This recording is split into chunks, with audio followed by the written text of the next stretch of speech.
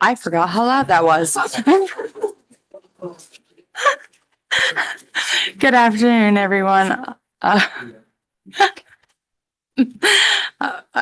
Welcome to the Joint Standing Committee on Inland Fisheries and Wildlife. I'm Representative Tiffany Roberts, and I will be presiding over today's meeting with a new script that I am looking at. What we have on the docket today is we have a work session for LD 1343, which was sent back to committee, and then we have some department report backs. We are streaming live on YouTube now as well. The comment section should not be used for any discussion because we can't see it. I'm trying to see what's different in here. No public hearing. Just bear with me. Seeing if there's changes we need to know.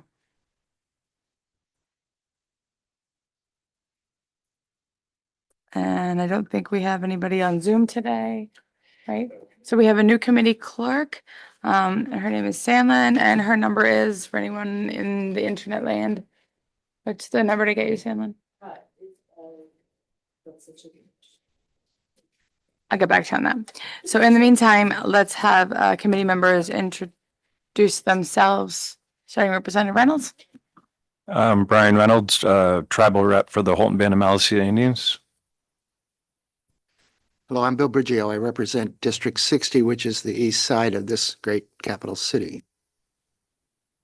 Good afternoon. I'm Senator Stacey Guerin, representing Piscataquis and part of Penobscot County. Good afternoon. I'm Sally Clucci. I represent House District 52, which includes the communities of Bowdoin, Bowdenham, and Richmond. Mike Lance, District 79, Paris, West Paris, Sumner, and Woodstock. Good afternoon. I'm Parnell Terry. I represent District 108 in Gorham, Maine. Jim Thorne. I represent House District 35, which are the towns of Carmel and Herman up in beautiful Penobscot County. Good afternoon. I'm Jim Dill. I represent House District 26, which is Old Town Bradley and Penobscot Indian Nation. Thank you, Madam Chair. I am Rick Mason. I represent the great folks of Lisbon, District 97. I was going to point like you could see me. Representative Wood, can you introduce yourself? Yes. Good afternoon. I'm Representative Steve Wood. I represent District 92, Green and Spatus. And again, I'm Representative Tiffany Roberts, representing House District 149 and the communities of North and South Berwick. We also have Ms. Davidson here, our committee analyst. This is not, I want to make sure that we're doing this procedurally. This is not on the table. This bill is, okay, so do we need to formally open up a work session for it? Okay. Just making sure because it came down from upstairs. So with that, I'm going to open up the work session quietly for LD 1343, an act to protect the right to harvest wildlife.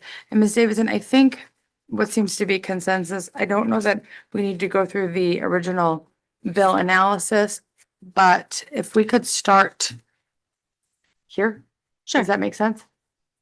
And then members, I will be looking for hands for questions.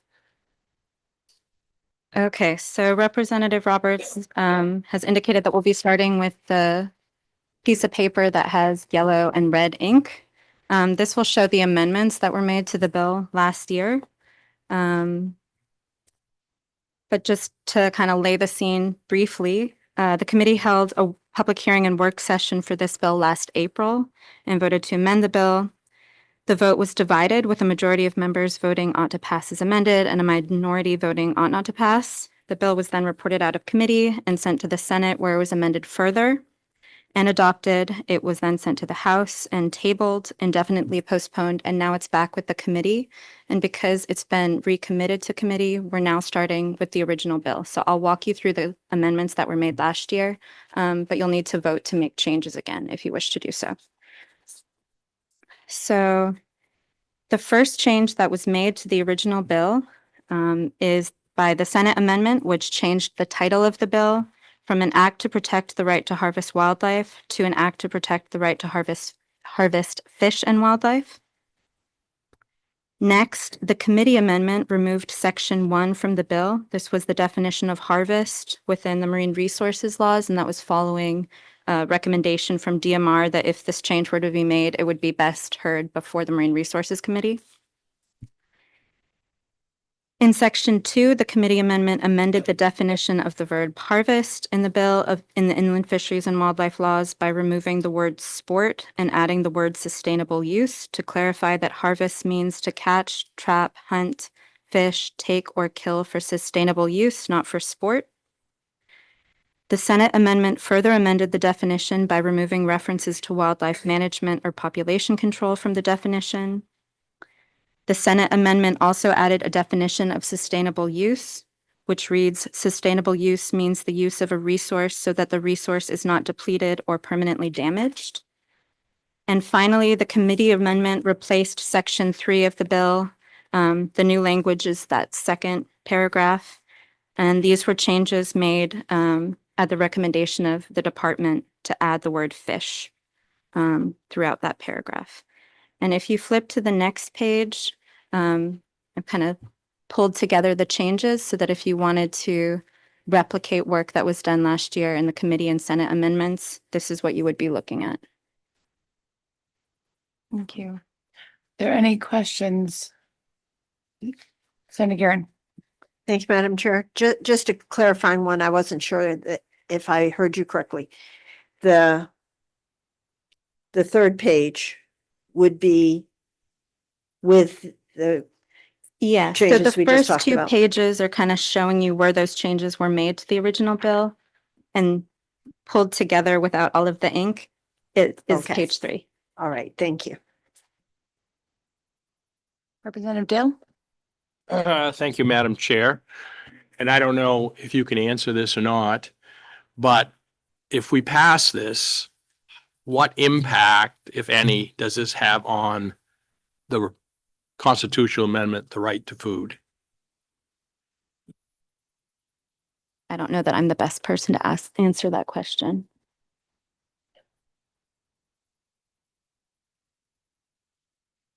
Can we have someone from the department up? Whoever. Yeah, right. Whoever. Good afternoon, Judy Camuso, Commissioner of Maine Fish and Wildlife. Nice to see you all. I know there's been conversations or maybe there have kind of in the off session. I wonder if you can just kind of give us your take of where if you've seen this all together or just So I haven't seen that Yeah. document. or just overall. Yeah, I would say last session, the department testified neither for nor against this bill. I think our primary concern then and is sort of exacerbated now is that this could potentially open us up to additional litigation. Department in our enabling statute already has this, this is the language, to use regulated hunting, fishing, and trapping as the basis for management of these resources whenever feasible. So we already feel like this is already covered in our statute. I think everybody is aware, have been sued for a second time under the constitutional right for food under with our fly fishing regulations only, suggesting that those are not equitable, I guess is the simplest way to say it. So that was our original concern with constitutional amendment like this. And I think we have significant concerns that this would open us up to even additional litigation. And we feel we already have these things enacted in statute. Thank you. Are there?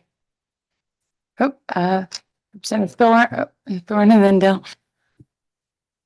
That's why I just want to change from Representative Dill's question about whether or not it affects the right to food constitutionality. Sure, I think you would have to ask Senator Hickman that. And that's exactly the point that I wanted to make is I really want to know the answer to that before we proceed one way or the other with this one, because I think that has an effect on it. Because I think the purpose of this bill is to codify with the Constitution the right to hunt and fish in a like manner that the right to food, and that this would either fall under that umbrella or it would be a separate vein. And not saying anybody here is a constitutional officer, but I'd really like to know an authoritative answer to that question before anything permanent. I do that we think the right to food, and in the first lawsuit, the Supreme Court clarified that the department has the right to regulate hunting and therefore fishing, and has the right to establish seasons, dates, harvest limits, all the necessary parameters needed to maintain and to ensure healthy populations for generations to come. So I think the constitutional right to hunt and fish, or the constitutional right to food, I think encompasses our purview already. And I think this is unnecessary and confusing. And I am concerned that the department is going to continue to be sued for a variety of things.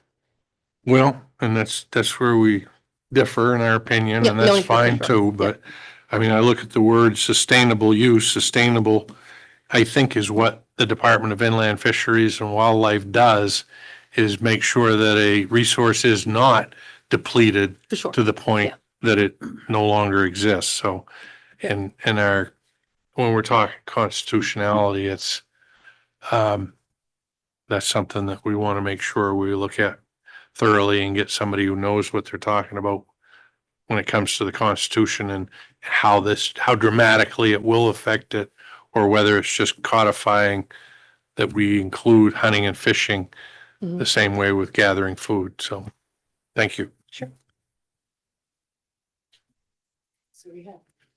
I'm not going to make the motion right now, but from what I'm hearing, I think we should table this and get an opinion from the Attorney General ask them to come down at some point when we open this back up, and have them give us an opinion on what will this do as far as litigation and the right to food that we already have.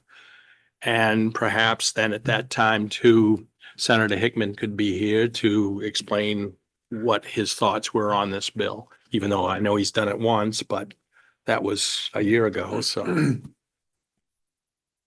I know Representative Briggio and Representative Mason, just to clarify, Representative Dill, when we're looking for an opinion, so I know that the reason this got back to us was of my doing in the House, because I received communication, verbally from the AG's office that this was going to be problematic. So what are we looking for their opinion on, the original text of the bill, or this? Because that's what we have right now, or this, I guess I'm unclear of what we're wanting them to weigh in on, if that makes sense. I think since right at the moment, we have the original bill in front of us, we have not made any amendments to it. I would ask them to start with the original bill. And the amendments are only maybe some clarifying wording. Mhm. The overall bill, even with amendments, is that we're defining the right to hunt and harvest, I should say. And I want to know, do we already have that? Is it already there? Does it make it ambiguous now? Is it needed or not needed? And I'd like to hear what the Attorney General has to say on it. So Representative Briggio and then Representative Mason. I think that my older brother from Old Town has expressed my concerns eloquently, and I just second what Representative Dill has been saying just now. Thank you, Madam Chair. I just want to reiterate what Representative Dill and Representative Briggio, we still don't know everything about this. We want to hear from the sponsors. We want to hear from the Attorney General. And we just want to make sure this is right before we jump into a vote. And, yeah, I'm with Representative Dill on this. Okay, I would say yes, generally in agreement. I don't know if the sponsor's still involved. I know that Representative Hasenfuss had kind of taken this over.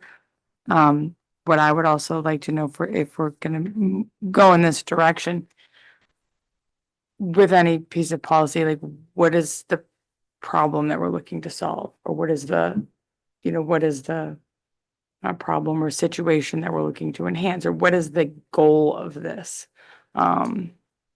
If there's something that we think we don't have, I guess would be helpful for me too, if we're gonna be coming back to this, and I'm not sure who that would be. Are there other co-sponsors on the bill?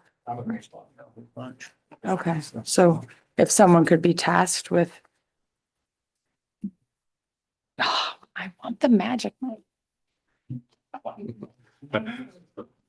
I guess I'm still coming back to where I was. From what I'm hearing, I'm not sure that this is needed. And that's what I'd like to hear from the AG's office, is what will this do if we pass this bill? And, will it make it more difficult? Will it just codify the right to hunt and fish or harvest fish and wildlife? So I feel like I'm beating the dead horse here saying this, but that's where I am on this. I mean, right at the moment, I would very easily make a motion ought not to pass and move on. But I'm wondering if there's more to it than what we're seeing here. So that's why I'd like to hear again back from the original sponsor, what he had in mind, and then where the AG's office is on what this does. And Representative Clucci and then Representative Mason. What I will just add in case a motion pops in here somewhere is that if that is the case, then I would be looking to put this right back on next week. Thank you, Madam Chair. So my understanding is that the purpose of the bill was really just to define the word harvest, because apparently nowhere in Title 12 was harvest defined anywhere. That was my understanding. And so I did actually reach out to the AG's office just to sort of see what they said. And one of the things they told me, which I was not aware of, is that that in the court case, and you can correct me if I'm wrong, that the court case did define harvest. And then I was told that legally a statute cannot provide interpretation of a constitutional amendment because it was not available to be considered by Maine voters or the legislature's supermajority when they voted to adopt it into the Maine Constitution. So no change you made defining or clarifying the language in this bill would have any immediate legal weight, if ever.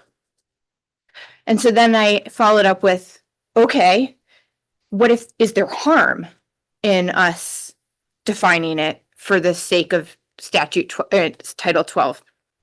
And the feedback there I got was, let's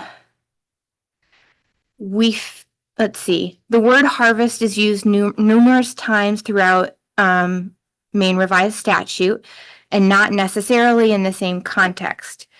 We fear that requiring courts to interpret harvest in a specific manner without analyzing or understanding the consequences of what that could mean for how that word is used could lead to unforeseen consequences and potentially additional litigation.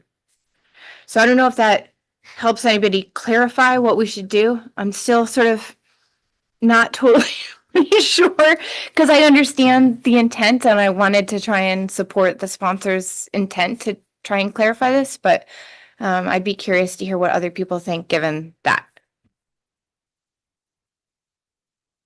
I'm not making the motion, but I think we should table this till next week and allow a little more deliberation.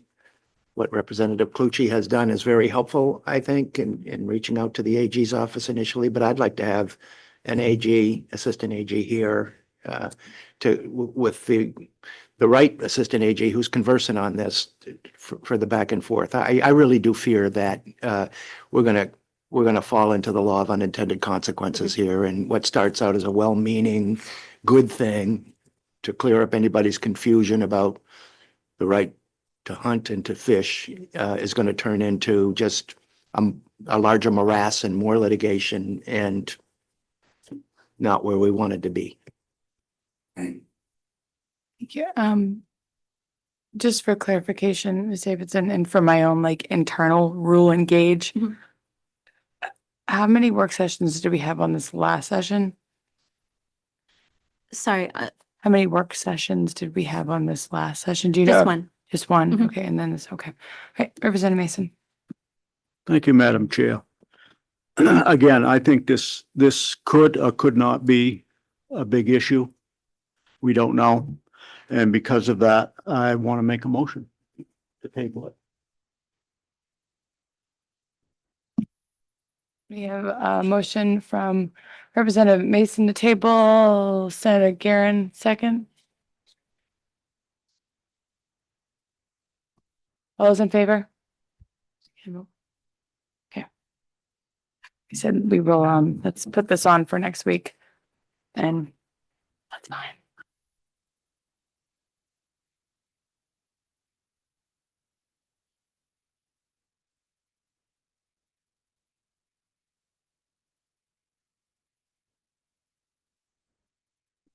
Okay, so now I don't know where my voice is today. Left upstairs. We're switching modes now, right? To department report back. So it looks like we have report back on resolve from LD 139 on electronic tagging, and a resolve from LD 777 regarding muzzle loading. And I will generally let the committee know that I think almost all, if not all, of the report backs that we're getting have an option to report out. So that's a decision that we'll have to make, or if the department has suggested, language tweaks, or we feel so. But just know that I believe that that's pretty much on all of them, and Ms. Davidson can correct me if I'm wrong. We can just go in order, I guess, or whatever works.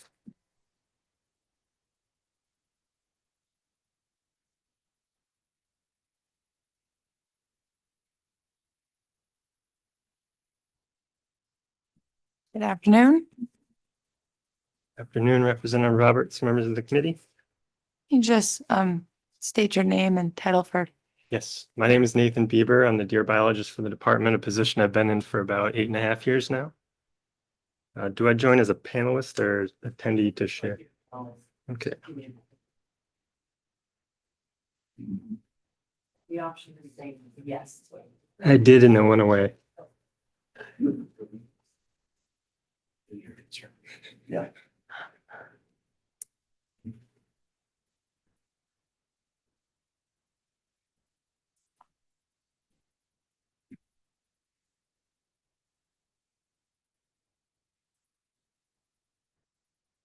We have 2 report backs today on deer-related bills. I'm not sure if it matters what order we go in.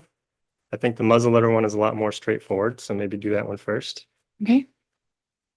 And if we could just give a brief overview of the committee of the resolve and what the department was tasked with, just so. Yes. Thank you.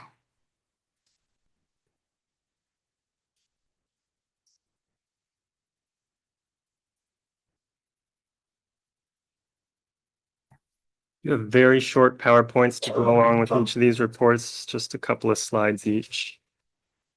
So we'll do the muzzleloader report back first. This was a resolve directing the Department of Inland Fisheries and Wildlife to study lengthening the muzzleloading season for deer in certain wildlife management districts.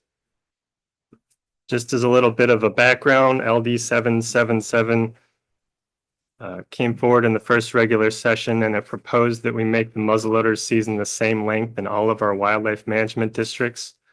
The way it works currently is some of our districts have a 1-week season, others have a 2-week season.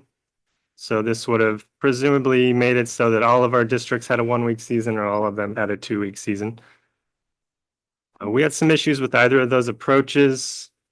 If we were, for example, to make it a 1-week season statewide, that would mean restricting opportunities in like central and southern Maine, where we definitely have some room for additional harvest. So we were not enthused about that. If we were to make it 2 weeks statewide, though, then we're looking at a situation where we've got 2 weeks of muzzleloader hunting in far northern Maine, for example, when a lot of deer will be migrating or in deer wintering areas already. And that raises a whole host of issues, including concerns about overharvest. There's kind of sporting and ethics concerns there with hunting deer on migratory routes or in deer yards. And then there's also some safety concerns that go along with that. A lot of our deer in northern Maine now winter in and around towns where they're being fed. And so if you're hunting those deer in and around towns, that could raise some safety issues. So this bill was amended to resolve that. We instead study the issue and potentially use our existing rulemaking authorities to add a second week of muzzleloader hunting to some districts where appropriate.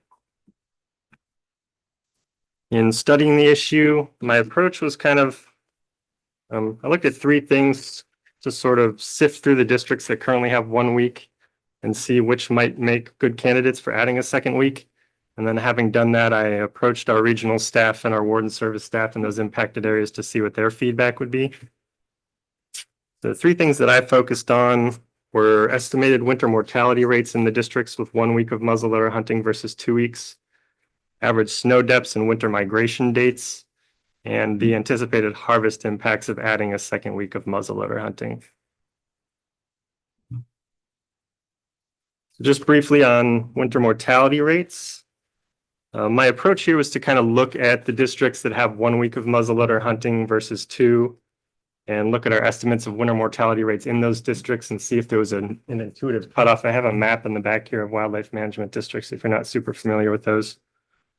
And I wanted to see if there was an intuitive cutoff where at this level of winter mortality, based on which districts have 1 week versus 2 weeks, it might make sense to shift some districts around. So having done that, looking at the winter mortality rate estimates in all of our districts, I found that there was a pretty intuitive line where we could draw that at about 14.5% winter mortality rate. Basically at this percent, all the districts that have 2 weeks of hunting have either that level of winter mortality or less. And those above that threshold have either that level or higher. So those are higher winter mortality districts. And then I wanted to see, are there any kind of outliers that don't really fit in those 2 groups very well? And I found 4 districts that kind of stood out. These are districts that currently only have 1 week of muzzleloader hunting, but have really low winter mortality rates, more like what's in line with these 2-week districts. And those districts were 14, 19, 27, and 28. So on the map here, that would be the dark gray in the middle, still white on this map, but District 19 in the far east and the other 2 down east districts, 27 and 28. These are districts that, just looking at winter mortality rates, they'd probably fit in better with the districts that have 2 weeks versus 1 week. And so just looking at winter mortality rates, they're districts where we would be supportive of adding a second week of muzzleloader hunting. The second consideration that I looked at was snow depths and our average migration dates for deer. So when are they migrating between their summer and winter range? And how likely is it going to be that a hunter is encountering a deer on its migratory routes or in a deer yard? And as you might expect, up north, we have deer that migrate much earlier. So looking at our radio collared deer from, I don't remember what years, but we had a 7-year study with deer collared online, and we were able to look at when they migrated. And if you look at far northwestern District 1, for example, those deer are migrating already by the end of November or early December. The report says November 31st. That's not a real date. That should be November 30th. My mistake. District 6, as you move a little bit further south, we see deer that are migrating kind of in the first week of December. And then the further south you go in the state, the later they're migrating. We did not have deer collared in far southern Maine, but I suspect those would be migrating even later than what we saw in central Maine in District 17, which was December 25th for an average date. And I suspect some of our southern Maine deer are just not migratory at all.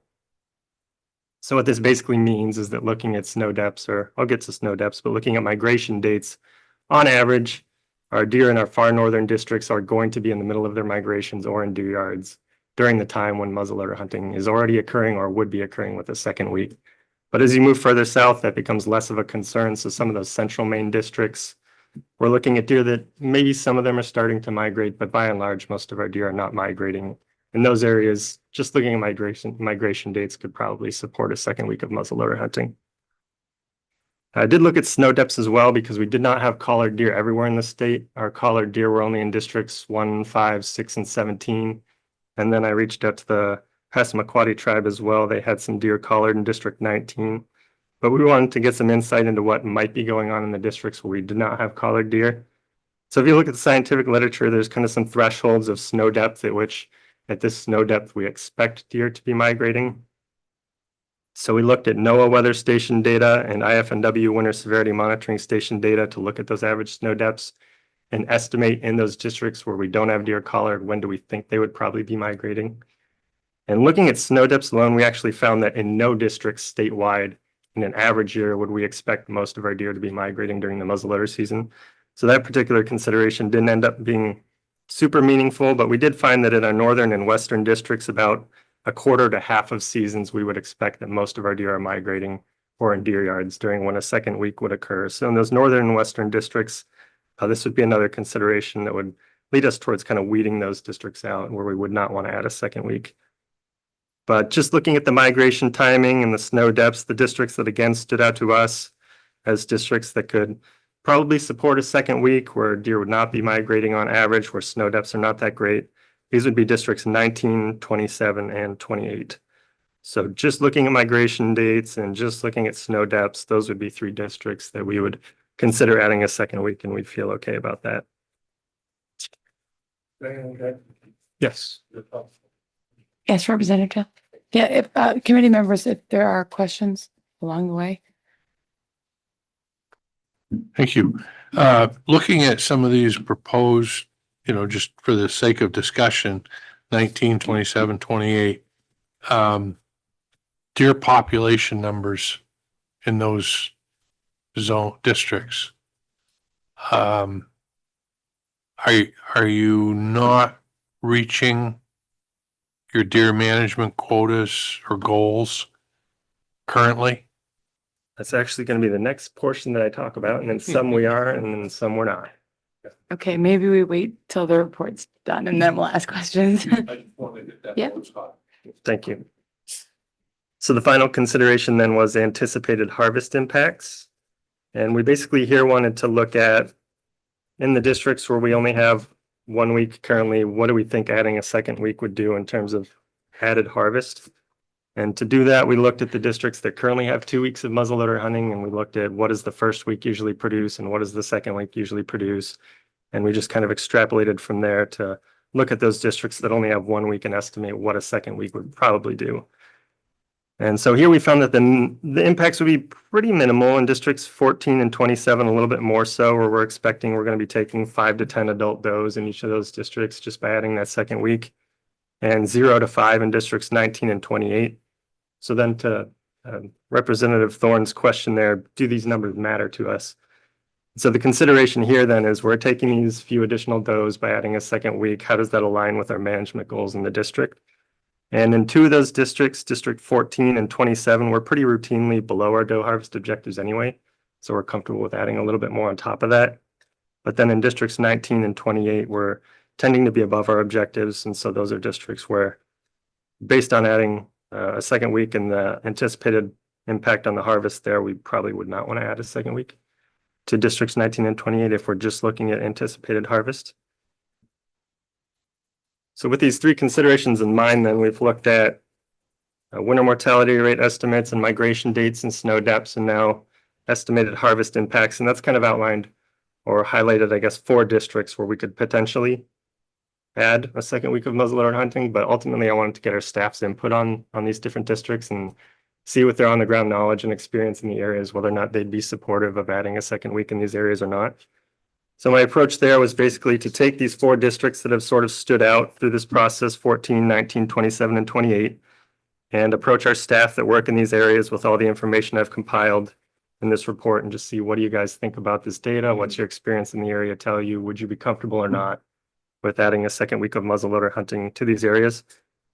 And I was hoping for unanimous support if there was any in the district, and I ended up finding that where there was support amongst any of our staff, it was unanimous, which was nice to see.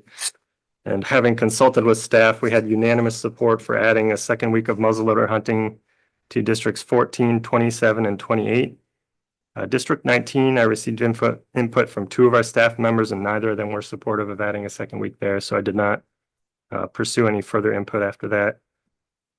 As far as recommendations then go, having made all these considerations and approached our staff, what's kind of popped out is districts that may sustain a second week without causing any harm. The ones that really popped out after consulting with staff were districts 14, 27, and 28. And so we'll happily take feedback from the committee, but the plan moving forward, I think, would be if we're directed to pursue that in these districts, we'd probably be working on the same timeline as the antlerless deer permit rulemaking this spring, which takes place usually starting in May. So I think we try to work it on that same schedule. Thank you. Clarification. Since this will fall under rulemaking, do you need a resolve or something from the committee if this was, or can the department just choose to do this? So I think we can that just do it, it sounds like. you wouldn't need any legislative action from us. We can just do it. Just want to be clear. Questions? To follow up on that, that's why I'm kind of wondering why we're here having this conversation, or is this more of a courtesy to this committee to let us know what you're going to be doing within your rulemaking authority?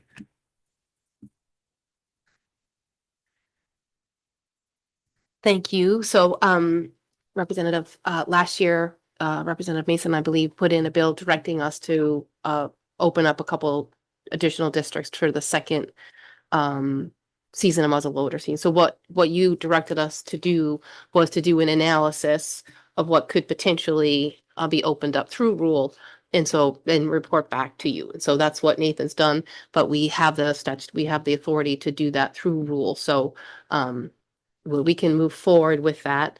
Yeah. And you don't need to direct us to do that, or Yeah, I guess just I was curious why it hadn't been done if it was a possibility to do it and everything looked good from numbers and. So, yeah, we can and we will, but this is just part of our report back Okay. to. And that the would committee. include any other district at any other time, right? Say- Correct, yes. So Nathan and staff review all those things annually. Oh, I'm done. Sorry. Just friendly housekeeping reminder, can we, with other members putting their hands up, if we want to do follow-ups, can we ask through leave of the chair per usual? Thank you. What now? Representative Lance? Thank you, Madam Chair. My question is this could in the future other districts maybe be removed from that or added, say, for instance, District 12? Mechanically speaking, could be yes. We have the authority to do that. Okay, thank you. I think it's worth periodically looking at our districts and assessing whether some fit better in one place rather than the other. Representative Mason? Thank you, Madam Chair. Based on this winter that we're having now, how do you suppose that would play into allowing these zones to go a second week? Would that, We look back at 10 years and it kind of all comes out in the wash when you look at a long time period. So I don't think this one single year would really influence things much, but it's early. You don't know what's going to happen. okay, We got a lot of winter yet. thank you. Any other questions from the committee? Seeing that? Looks like we're done with that one. That was easy. All right, should we move on to it's 139, resolve for electronic tagging of deer. Oh, I didn't even look up here. Representative Wood, I'm sorry, I didn't see you. Did you have your hand up for anything or any questions? I apologize. No, I didn't, no comments either. You got really tiny on the screen. Sorry. Just got- Oh.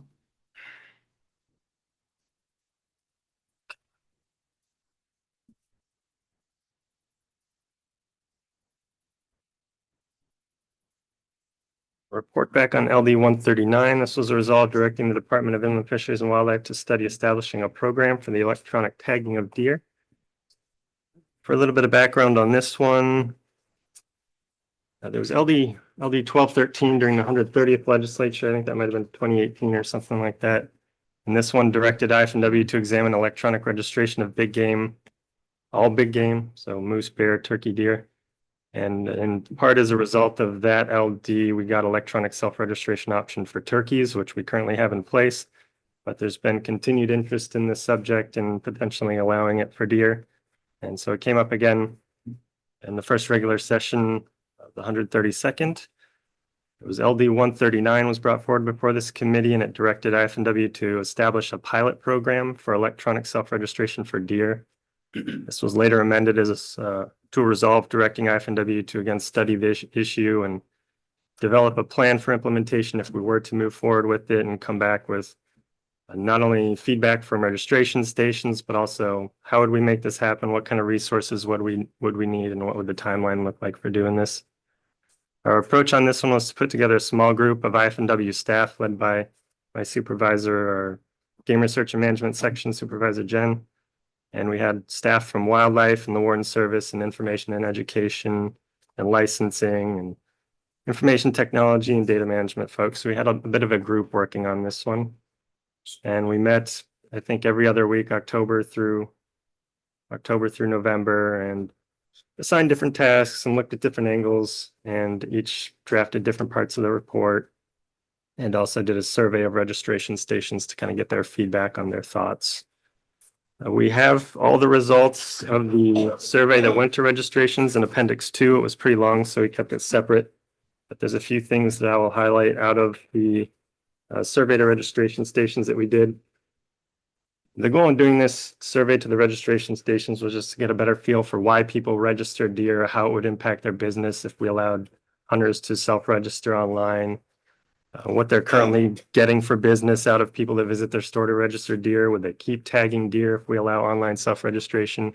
We just really wanted to better understand what tagging means to a station and why they do it. So we sent this survey out to 204 of our big game registration agents. I think we had 240 some deer tagging stations, but some were not surveyed because they hadn't done it for a full season yet. I want to say about 90 some of the stations replied, so about half of our stations responded to the survey. The first question that we asked that I'll mention is, why did you become a big game registration agent? And really all the options we provided were selected by a lot of stations, and these included providing service to the community, supporting the department, honoring the hunting tradition and the tradition of taking game to tagging stations, and drawing in business, all these sorts of things.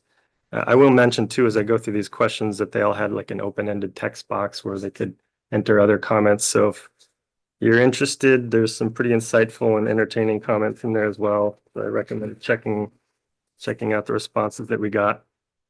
We also asked stations what % of your fall revenue comes from hunters that register game. Most stations said that very little of their revenue comes from people that are tagging game. 56% of our stations said that 0 to 25% of their fall revenue comes from hunters tagging game.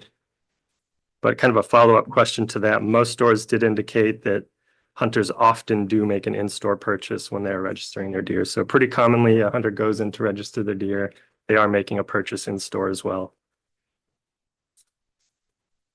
We asked hunters if half of our deer hunters start registering their deer online rather than in person, how's that going to impact their business? I'll get to half later, but we do estimate that probably between 50 to 90% of deer hunters, if given the option, will eventually register their deer online rather than in person. So for our survey, we used 50%. So how would that impact your business? The most common response there we got was that it would not impact their business. Almost half of our stations said that their business would not be impacted if a lot of hunters registered the deer online. But some did indicate that they would have to reduce store inventory, reduce the amount of staff, reduce hours of operation, things like that. We then wanted to know if we allow online self-registration of deer, will you continue as a station to register deer and other big game animals? Those responses were pretty similar. It was around 2/3 of our stations said that they would continue to register deer or big game animals generally if we allow online self-registration of deer. And then we asked stations, do you support us giving the option to hunters to register their deer online? To that question, 39% of our stations said that yes, they support us giving the option to hunters to register their deer themselves online. 44% said no, they don't support that. And the remaining 17% were not yet sure whether they supported it or not.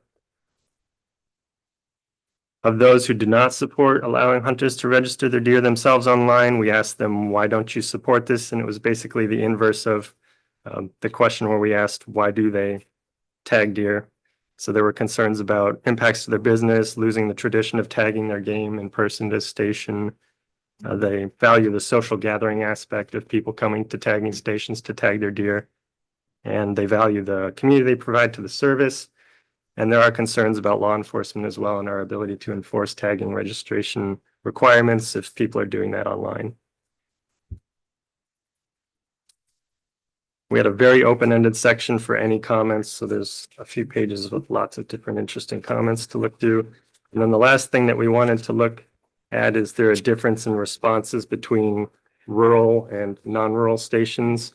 And in general, I'll just say that the responses were pretty similar amongst rural and non-rural stations. The one that I will highlight, though, is the question about will they continue to allow, or will they continue to register deer at their station if we allow online self-registration? And the rural stations were more likely to say that they would continue registering deer. The non-rural stations in the more developed areas of the state were more likely to say that they were not going to continue registering deer at their station. Other than that one question, though, the responses between rural and non-rural stations were pretty much the same.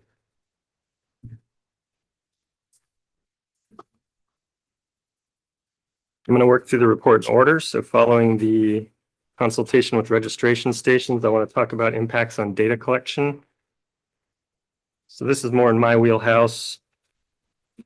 And there's two data sets that I want to talk about here. There's the harvest data and the biological data. The harvest data are just those data that are collected at the registration station. The hunter takes their deer in to be registered and the registration clerk exchanges some info with the hunter. Those are our registration data. And these include things like the sex and the age class of the animal, the date when the animal was killed, the town, wildlife management district, the weapon, that sort of thing. And then one other thing that I want to point out that's important about the harvest data is that when a deer is registered in person currently, a physical seal is attached to the deer. And so that's something we'll talk about a little bit later, but that's something we'll have to work around. If you register your deer online, you're not going to get that physical seal ensuring that it was a legal kill. And as I mentioned previously before, I do want to highlight that we're expecting more than half of our hunters would eventually migrate to online self-registration. Our experience with turkeys is that about 3/4 of our hunters currently register their turkeys online. And then there's not a lot of other northeastern states that are exactly like what we're looking at maybe doing here, but Vermont and Quebec were pretty similar. And in Vermont, it's about 54% or so of their hunters are registering their deer online rather than in person now. And in Quebec, it's about 90%. So almost all their hunters are registering online versus in person now. On biological data, this is a different data set that we collect in November during the firearms season. And these are data that are collected primarily at meat cutters and butchers, a little bit at registration stations and taxidermists, and we do some house-to-house visits as well. But what happens here is our staff or contractors, they go around and they look at deer that have been harvested and they verify some of the information that was taken at the registration station to see if it's correct or not, and they collect some additional data as well. I will highlight that it varies a lot around the state how we collect those data.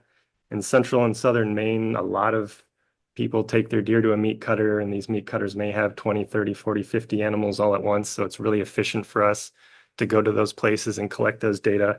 And as a business, it makes sense. They're doing a lot of volume, so it makes sense for them. But when you get to some of the areas of the state with fewer people and fewer deer, it doesn't make as much sense as a business because you're maybe getting a deer or two coming in a day, if that. And so we don't really have a lot of meat cutters in northern Maine or western Maine or down east Maine where we can do really efficient data collection. So in those areas, we have to rely on other methods. In some of those areas, what we do is we'll pay the registration stations themselves per animal to collect the additional biodata for us. And that works pretty well because our staff don't have to be there. And even if they're not getting a lot of deer, the station agents are going to be there anyway. So they can just collect that additional data for us. And then we also do things like house-to-house visits, where we'll use our online registration database and look for, say, a town where we need more data. And if we see a hunter kill the deer there, we'll call them on the phone, ask if they still have the animal around, and visit their house to collect that additional data. So it's much less efficient to collect data that way, but when you don't have the big meat cutters and stuff, you have to use some different methods. When we collect the biodata, the most important thing we get actually is verifying the sex and age class of the animal. That may seem kind of redundant with the registration data because they already collect that, but there are pretty significant error rates associated with registering the deer and putting in the correct sex and age class. So we want to verify that with our trained staff. The one I usually point out is adult does because that's the most common mistake. And on average in a year, about 20% of the deer that are registered as adult does, once our staff get their hands on that animal, they find it's actually something else. The most common thing would be a doe fawn, but sometimes a buck fawn, very rarely an adult buck. So these are situations where the registration station may be misclicked, or very commonly a hunter will just say to the agent, yeah, I shot a doe. So they click the first thing that comes up or click the first thing, adult doe, but then it was actually a doe fawn. So it's a very common error. And we need to know about these error rates so that at the end of the season, when we have kind of the harvest totals and summaries, we can use these error rates to estimate based on what was reported by the stations and these error rates, what do we think actually got harvested? So we need to know what those error rates are. And that's the most important thing we collect with our biodata. But we also take some data on antler characteristics, stressed weights if we can get them. We collect some samples. We collect lymph nodes from deer for chronic wasting disease screening. And we collect teeth as well from some deer, which we send to a lab to be aged. So we have an idea of the age structure of our deer.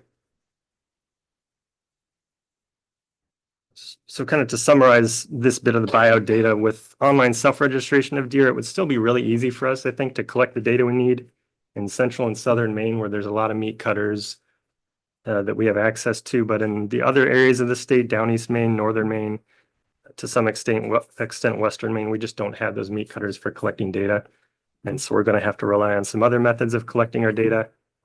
And that would usually be registration stations, but if they're losing a lot of volume to hunters registering their deer online, then we may also lose registration stations as a viable data collection option.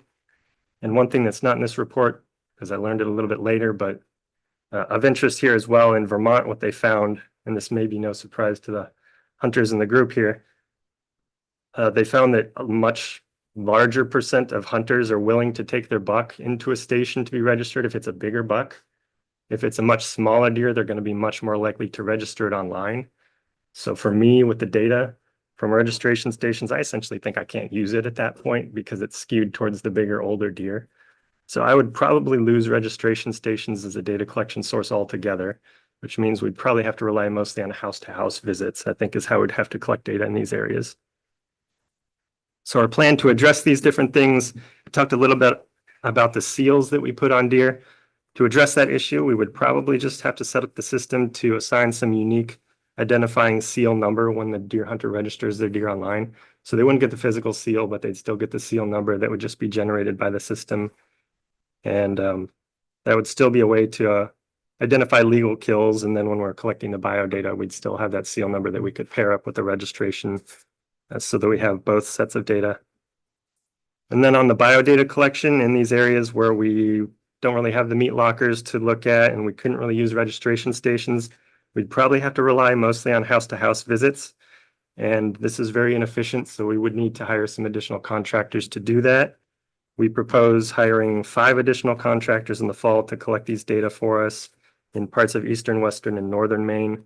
And the estimated cost of that would be about $27,000 per deer season. Next, on law enforcement, I feel woefully inadequate to comment much on this subject, so I would defer questions on this one to Colonel Scott. But in general, there's a lot of unknowns here. We do expect that compliance with hunting laws and rules may decline if hunters are allowed to register their deer online. We also lose that point of contact where a hunter taking their deer into the station has another person looking at that deer to verify some of the information associated with that animal and make sure that it's correct. And also when a deer is brought in person, there's the option for a registration station to flag something as unusual or suspicious with a harvest. And that automatically sends an alert to our warden service so they can investigate those odd cases and assess for compliance. But in the case where a hunter is registering their deer online, we're just going to lose that sort of functionality and that interface with the system and law enforcement. So some different strategies would be needed by law enforcement to ensure that our registration laws and rules are followed. And that would certainly be a challenge. We do recommend, in order to make this a little easier, that we increase some of the penalties on people who are falsely registering deer, failing to register their deer in a timely manner, possessing unregistered deer. We just want more deterrence so that people who feel maybe that they're emboldened by being able to register their deer online would have more of a deterrent to registering it inaccurately or not at all. Next, on timelines for all of this, we recommend a pretty slow timeline taking 3 to 4 years. And in order to kind of get the ball rolling and actually roll this out for a season, Informing needs to have the specs by the preceding January. So if we wanted to implement for fall 2026 to start, they would need the specs basically now. So that is not going to happen, but fall 2027 then would be the soonest we'd be able to roll it out. We propose 3 to 4 years because we'd like a soft rollout. We don't want to start with 20 or 30,000 people trying to register their deer online with a brand new system. That would be very chaotic for us. So we don't want to do the regular firearm season in year one. We'd rather do a kind of a small season to work out some of the quirks of the system and get a user interface that works well. And so what we would propose is starting with the muzzleloader season in fall 2027. Then in fall 2028, we would branch out to the larger and more daunting season of the firearm season and likely the youth season as well. We could maybe do the regular archery season at that time too. And then we would recommend doing expanded archery on its own in a separate year, in a year 3 or a year 4. Expanded archery is just kind of complicated. It's a whole different set of permits than the other hunting seasons. And there's a lot of licenses as well that have expanded archery permits baked into them. But we need to have it set up so that hunter registering their deer, they can select the right permits and the right licenses. And that's going to be fairly tricky. And so a better way to approach that might just be to try to simplify our expanded archery permit system altogether. And so that would take some time, and we would be better kind of done on its own rather than lumped in with some of these other seasons. So we would propose a 3 to 4 year timeline on this, starting fall 2027 with the muzzleloader season. We do recommend during all of this time and afterwards, though, that we continue to maintain a network of in-person deer registration stations. A lot of people are still going to prefer that as an option, whether they like that tradition, whether they don't like technology, whether they don't have good connectivity, whatever, they're going to want to register their deer online. So we would like to maintain that network of in-person stations.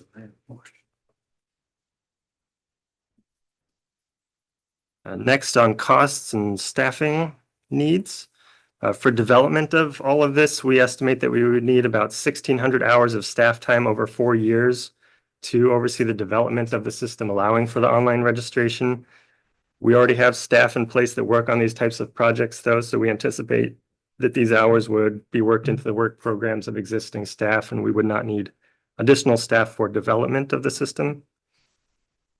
As far as implementing the system goes, we have our game registration station coordinator, and she'd be spending time training the people who are handling tech assistance calls from hunters, and she'd be training additional stations. So about 80 hours, about 2 weeks a year, 80 hours would be spent during each year of the implementation phase of her time. But again, that just works into her work program. No additional staffing is needed for that training. But we would need people to handle the call volume of all these thousands of hunters who are trying to register their deer online for the first time. It's actually my wife that handles these calls currently, and no. I can't have her like handling 30,000 hunters trying to register their deer online. That would not go. No. So we would need to hire some seasonal staff to do that. We estimate this would cost about $40,000 over the 4-year period. And thereafter, assuming we keep these people to keep answering calls during this time of year, that'd be about $18,000 a year. And there's some more information on that in Appendix 1, Table 1. And then there's the question of what to do with registration fees. What we would propose is making registration free of charge for all big game species, deer, bear, moose, and turkey. The reasons we propose doing that are that if we don't do that and we have to pay a registration fee for deer still, then we also need to set up another new system for hunters to register their deer online and then also pay for that registration with some other payment portal online, which would be difficult for us to set that up and a pain for hunters to have to interact with some other online system and put their money information in there to pay their registration fee. And so it would be nice if hunters didn't have to do that, pay a fee to register their big game animals. It would be consistent across species if we just remove that fee from all big game species and had them all be free rather than just deer. That would be a little bit just kind of awkward. And it's consistent with other states in the Northeast as well. Most people do not charge to register their deer, and so it would be consistent with what's going on elsewhere in the Northeast. But if we do that, we have to bear in mind that, of course, the registration fees that currently come in are bringing in money for specific programs. So we need to make sure that we're somehow making up the money to fund those programs. We anticipate, though, if we made registration free for all big game species, that would be about $213,000 in lost revenue per year. That's calculated just looking at the average number of animals that are registered and the registration fees for each of those animals. And for deer, for example, when you register your deer, you're charged $5. $2 of those dollars goes to the registration station, $1 goes to Informe, and then $2 goes to our deer management fund, and it's used for deer human conflict mitigation in our deer management assistance program. So somehow we need to recoup that revenue and recoup those monies to fund those programs. And so our recommended approach there to recouping this lost registration revenue and also paying the implementation costs, the people that are handling calls and collecting biodata for us, would be to increase the cost of some of our hunting licenses. We would propose a $2 increase to some of our resident licenses, these being the big game hunting license, the archery license, combo hunting and fishing, combo archery and fishing, and the super pack license, and then a $4 increase to some of our non-resident licenses. Those would be our big game license, our archery license, and our combo hunting and fishing license. So the kind of trade-off there is hunters are now paying a little bit more for their licenses, but they're not paying to register their animals, and they're getting to do it online if they want to do that. That's kind of the. it's really not free. Representative. I'm sorry. We expect if we made these changes to the license fees, that the changes would result in increased license sale revenue of about $300,000 to $325,000 a year. So that money would offset the lost registration revenue and pay for the additional contractors collecting biodata and the folks answering phones, answering tech support calls for our hunters registering their deer online. And then there's some other costs we may need to cover that we haven't worked out how much that would be exactly. Like we'll need to revisit our administrative fees with Informe as we're increasing license fees as well. And so that's what all that money from the increased license sales revenue would cover. We want to point out, though, that if we did go that route, and because some of the money needs to be set aside for specific programs, there'd probably need to be some statutory language laid out so that the money that comes in from the increased license fees would go to the specific programs rather than the general fund or wherever else it goes. On outreach, since we have kind of recent experience with this with turkeys, our messaging approach would be similar to how we handled online self-registration for turkeys. We would emphasize that there are both of these options available, the importance of the tagging data to our management, and we would do a bunch of social media type posts. We would make a video, a step-by-step video tutorial showing a hunter how to register their deer online if they want to do that. And we would follow kind of similar patterns to what we did with turkeys. We were asked to comment on suggested legislation making these changes. This is not all inclusive here, like we didn't cover if we had to change some of the license fees and set aside money for certain things. We don't have statutory language for that, but we did note that we'll need to strike out the language in the statute that deals with registration fees, since those would be free for all big game species. We added a suggested statute 12301C, which would just essentially say that the department may allow electronic self-registration. The commissioner will use existing rulemaking authorities to kind of set that up. And then we also recommend changing the statute that deals with the condition of animals that are brought in for registration. Just to note, there's an exception that the condition of the animal doesn't really matter if you're registering the deer online. I think that was it. I totally forgot about my slideshow here.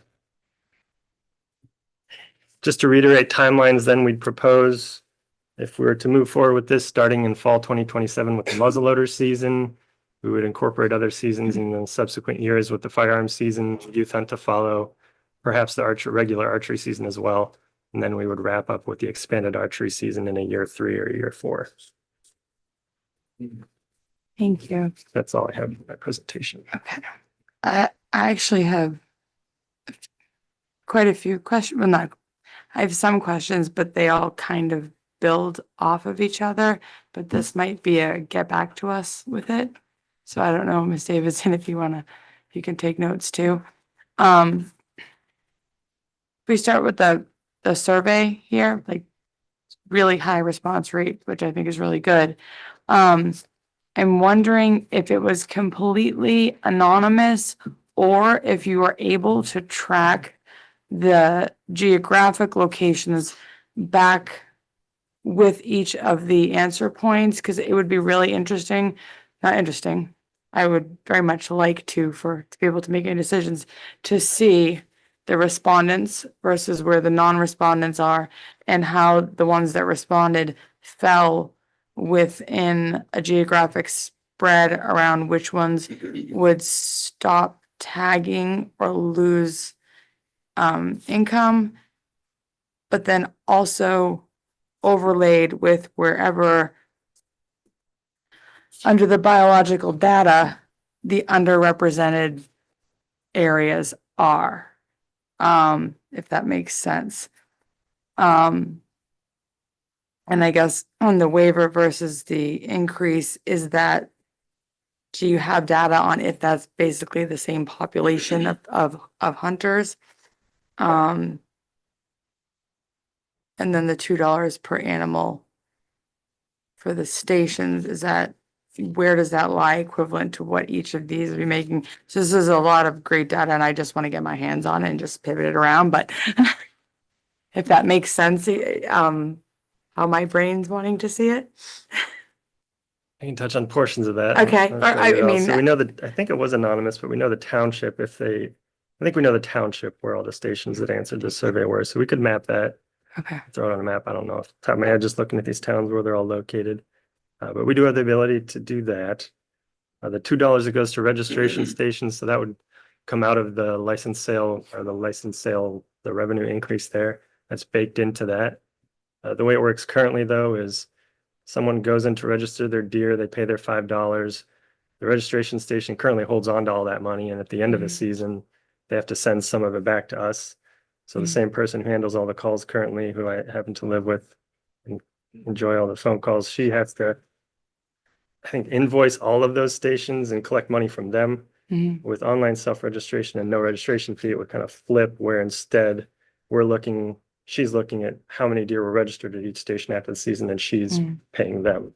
So rather than them sending checks into us, we're sending them all out to them. Okay.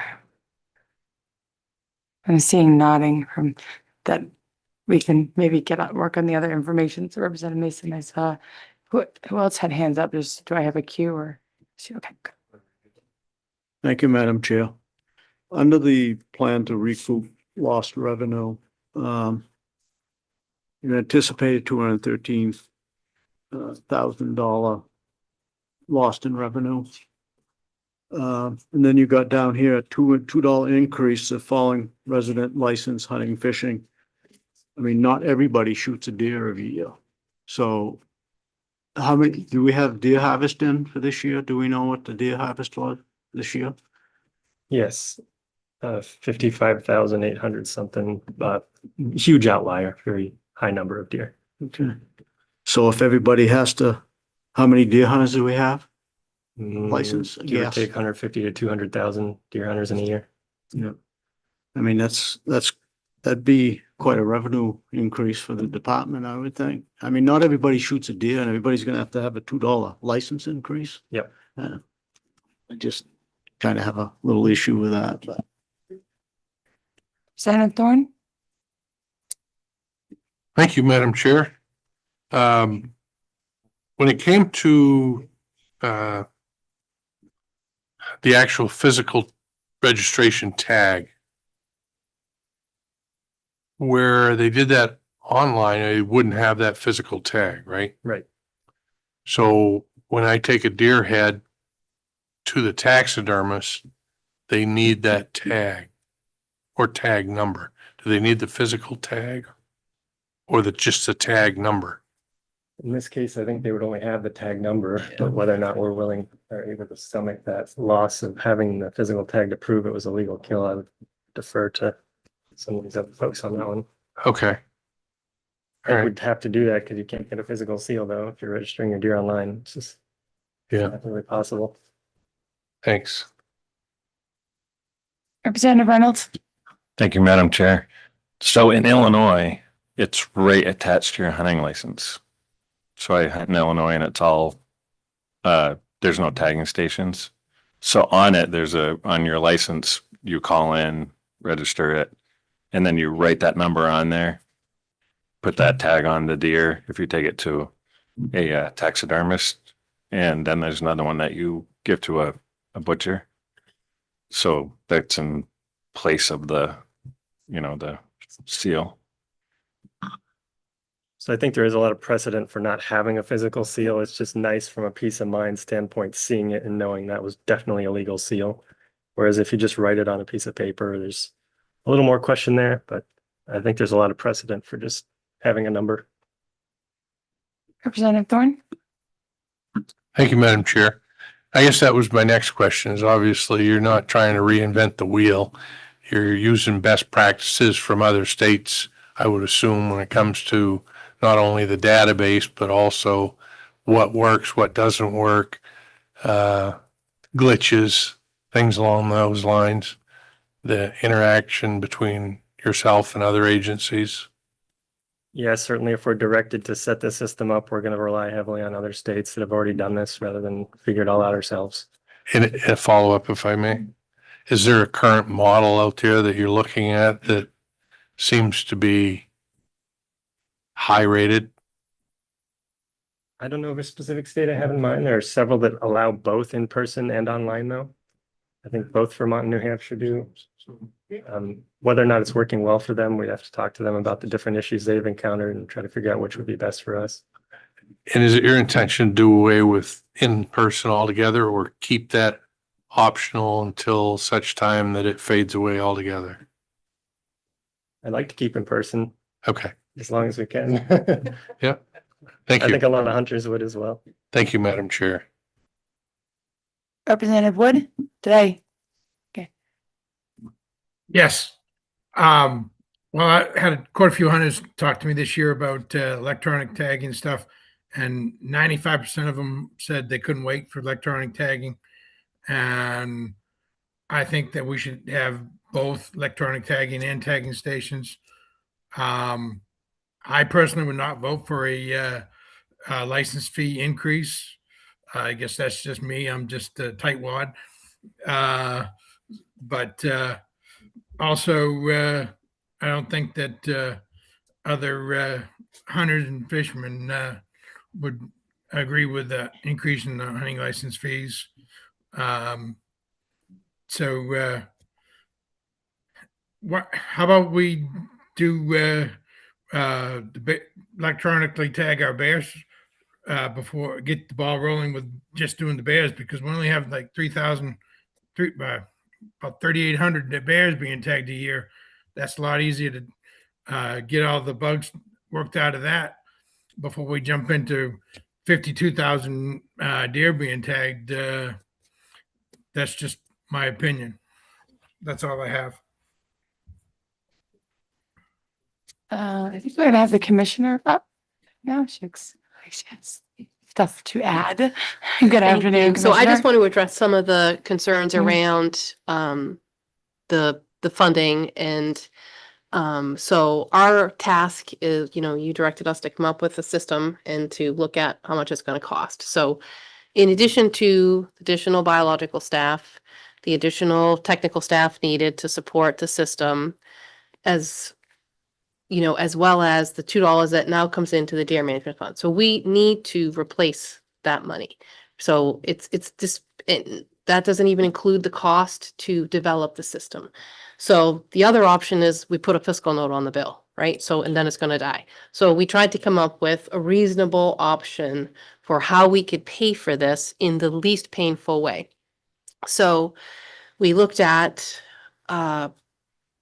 having people pay a convenience fee for registering online. So right now, and so just to clarify, so right for every animal that's tagged, right now, Inform Me charges the department $1. Now that could change, but right now we have to pay that out. So that's a standard fee. The tagging station gets 2, we get the 3 for the deer management fund. So we looked at having a convenience fee. So, and I'll just make up the number, but say if you want to tag your deer online, you're going to pay $10 to do that. For the privilege of doing that online, it's kind of like when you go to the convenience store, milk costs twice as much as it does at the grocery store, right? But it saves you the time and the money. That was when we socialized that was wildly unpopular with hunters, and no other state charges for electronic registration. And the kind of feeling is, I'm not even dealing with the person. Why do I have to pay for this, right? So hunters were really not supportive of an increased registration fee for online registration. And then we looked at potentially just adding a fee onto the antlerless deer permit system permits. But as you all know, that is still quite controversial, and folks don't like that.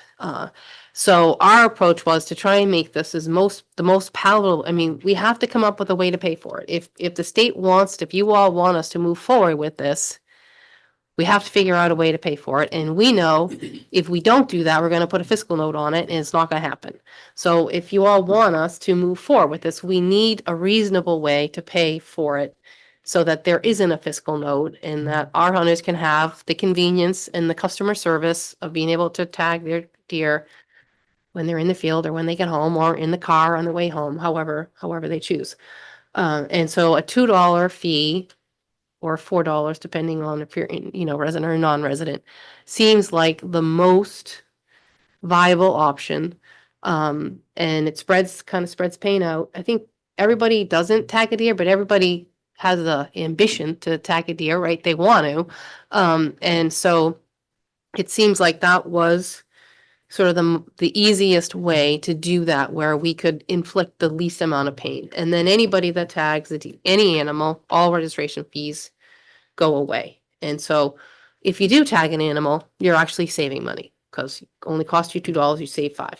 So if you tag more than one animal, saving a good amount of money, right? So maybe it's an incentive to get people to harvest more. But, we tried to come up with the most reasonable way to pay for this. Now, we're certainly open to other suggestions. If you all have other ways to pay for it, if you want to approve a general fund appropriation, we'll be more than happy to accept that. But we're trying to be fiscally responsible, reasonable.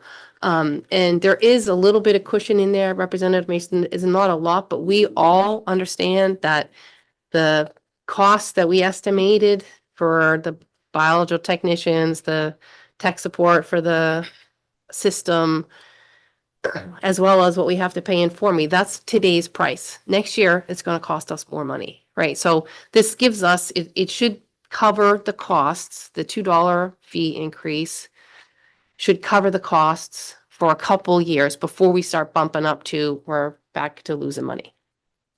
I have a question, Commissioner. Excuse me. On the appendix, which is where we're looking at the cost, basically, right? Yep. I'm trying to figure out like what the tail on this is. With the what? With the tail on this, like after year 4, is the cost gonna go up, or is that the ramped up price of implementing it? And then like, what does year 5 look like? Sorry, I couldn't hear you, so I'm trying to read what you Oh. said. After year 4, so like what? Oh, after we pay for the initial Mhm. cost to develop the program? Yeah. Yeah, I mean, I think there is a table in there that includes, we're still gonna have to have, I'm on page Um, 11. you know, the IFNW game registration, 2 seasonal techs. We're gonna have those 5 staff, the biological staff, that's gonna be forever. That's gonna be permanent addition. You know, just today, in fact, when I met with Warden Service, they, you know, they were talking about they would like some additional money for increased surveillance, right? So they feel like they're gonna have some challenges with law enforcement. Could we get a couple additional, you know, law enforcement or some new technology for law enforcement so they have better skills to some of the new technology to monitor the new system. So I think there is an opportunity here. I think we tried to come up with the most reasonable, kind of least impactful way on anybody to pay for this. But if you have another suggestion, we're certainly open to that. Is there any way, doesn't seem like the committee's gonna be ready to do anything today, but could we have this broken down into one time versus Sure. ongoing costs? Yep. That'd be great. Mhm. Representative Mason. Thank you, Madam Chair. Thank you for Commissioner. I think for clarification, you mentioned that if you didn't increase the license fee by $2, that it would be $10. Oh, I just made that number up, but Okay. yeah. So you don't know what that would I be? mean, we'd have to calculate out what the total costs are divided by the number of Right. deer on average that are harvested. I mean, Nathan could figure it out, but I was just making that number up for Okay. an example for conversation. But yes, they could calculate that out. Okay.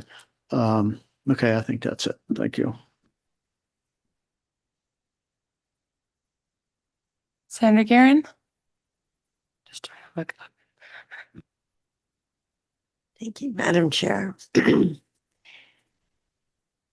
Will there be any cost savings with this new system that after the implementation costs, then there would be cost savings so that the fee could be dropped back down? It could be a temporary fee increase? I can't, and I can't envision that there would be a savings in that. I mean, there might long-term be less need to support the tagging stations, but I imagine that long-term, that need is just going to be directed to the hunters, right? So I don't foresee that there's going to be, I mean, maybe long-term people will get so used to the system, we won't need the technicians to help. But right now we have one person that manages that. So she surely cannot manage the 200 some odd tagging agents and the, 35,000 people who gonna self-register. So I think, and I pushed back on these numbers because I actually thought they were low. I'm like, we're not asking for enough money. Like, this isn't, a reasonable amount of money for 5 technicians. It might be today, but in 2 years, it's not gonna be. So I don't foresee that the costs are gonna go down. And I mean, there are gonna be some benefits, I think, that other states have experienced increased, that's not gonna address cost, but increased accuracy of the data. The hunters are pretty particular about their data when they're entering, what they harvested. If they harvested an adult male, they're gonna make sure that that tag says adult male. They're not gonna go along with, yearling male. So there'll be some increased benefits that way, I think, but I don't foresee after the initial startup, which, as Nathan indicated, some of that we're not using the increased fee to pay for, say, the biometrician that would have to work on this, or the information technology director. We're including those hours in our current budget. So that's not additional expenses that we're charging to the group. So I don't foresee, in my experience, Senator, prices don't go down. Other than the price of gas. I don't foresee that our need would diminish over time. And I expect, as Representative Wood indicated, it won't be too long before folks are gonna be pushing us to allow for self-registration for bear as well. And I will be honest and clear for everyone. The department has fought this tooth and nail since I've been in the department. So we have not been a big advocate of this.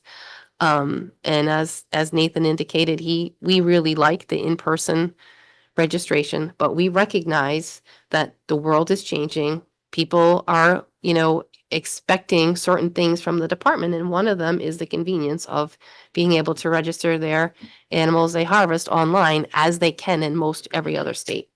And so, one of the tasks you charged us with was what are the obstacles and how can you solve for them? And I think that's really what we tried to do. Obviously the real sticking point is going to be how do we pay for it? Representative Wood. No, Oh, your hand, it didn't go away. your virtual hand is up. Yeah, virtual hand up. Yeah. No, I don't have no comments. Okay. Representative Thorne. Thank you, Madam Chair. Hey, Commissioner, I'll just call this the equivalent of self-checkout. Right. And I mean, I go to a grocery store, I'm not gonna check myself out. Give me a 10% discount, I'll check myself out. Otherwise, I'm gonna go have somebody do it for me. Yeah. I'm not Yeah. gonna weigh everything and look everything up. So on that vein, we did that with licensing, correct? Where we went from you gotta go to the town office to buy a hunting and fishing Yeah, we can license. do it right So online. now you can Yeah. do that from the convenience of Yeah. your own home, Right. print it out and you're good to go. There was no license fee increase or extra costs associated with that, correct? That was before my time. So I'd have to double check that, but, Okay. yeah. But I mean, that's from a consumer point of view, like they said with, that you're eliminating this fee, you're eliminating that fee. The state's getting a bigger chunk. In other words, if we increase the fee, now the department's getting 100% of that. There's no split. So no, there is a split. So the department will be, one, still paying Inform Me their dollar. The Mhm. department will still be paying the in-person tagging stations $2 for every animal they harvest. Mhm. Right? So we'll still be shipping that money out. And right now with turkey, so we eat that money right now. We've been eating that. For everybody who's self-registering their turkey online, we are paying Inform Me $1 for every transaction. And so we can't do that for a animal like white-tailed deer. We can't do that for 55,000 animals. And the other side of that is there are benefits. The hunters are the ones that are really going to benefit from this opportunity to self-register. So there are really benefits to the hunter to do this. And in the end, if for those hunters that are successful, it actually costs less in this proposal. Right. But I mean, moose application, don't permit, they can do that all online and pay at the convenience of, just doing it, entering your credit card and be done with it. So I'm looking at what we were talking about with startup costs and then eventually have this, I say, go away, that the positions that you speak of will be in your biennial budget. Right, but the difference is we currently have a licensing staff. And we have staff that manage the in-person sales, they manage the licensed agents all across the state. We don't currently have staff that are managing online registrations. We have for game, we have Brittany, Nathan's wife, who manages the tagging agents and their data collection. And, the difference here is also we're collecting biological data that our staff need to appropriately manage a species. So right now Maine has the gold standard for how we collect our data, the information that we gather on all of our big game species is the gold standard. This is a change and it's going to have growing pains, but it is not going to be free. That's not being funded right now. It's not being done. What? The biological gathering. No, that's happening. And so that's that we currently, our staff, Nathan's a Yeah. wildlife biologist. And I guess that's my point is if it's being paid for now, how is it being paid for? Through our PR dollars. Pardon? So right now, the challenge is without the registration stations being a funneling point Right. for people bringing animals in, we're going to need more staff to go house to house. So if I can go to, the Durham Get and Go and get data on 25 animals in 3 hours, which is about, it wouldn't even take that long, right? Because they're going to have them all lined up. And now I gotta go to those 25 houses, right? So now we need additional people to collect the biological data because we're gonna lose that funneling at the registration stations. Thank you. Thank you, Madam Chair. Any other questions from the committee? I'd imagine we need to kind of sit on this. So for any of the information that folks want before we revisit this, speak now or?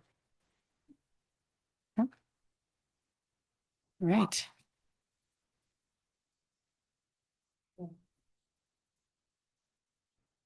Okay, Ms. Davidson, what do you have for us? That's all we have for today. We have 4 public hearings and 2 report backs scheduled for next week. Okay. Can I take a unofficial temp check in the room as far as meeting times on Mondays and Wednesdays? And sticking with one or coming in earlier if we're gonna be in session on Tuesdays? I go for one. So. Okay. I'm up at It's not, it doesn't. 5:30. he's- I would prefer 9. Yeah. Me too. Okay. Well, next week is what it is. Let's all talk amongst ourselves or our caucuses and why don't you and I circle back and see. Just want to make sure we're doing what makes sense for everybody's schedules. Actually, I have no Monday, Wednesday right now, so I go with it. Nor do I. Just prefer. Okay, with that, I'll entertain a motion, Second. right? Have a good evening. Favor. Bye.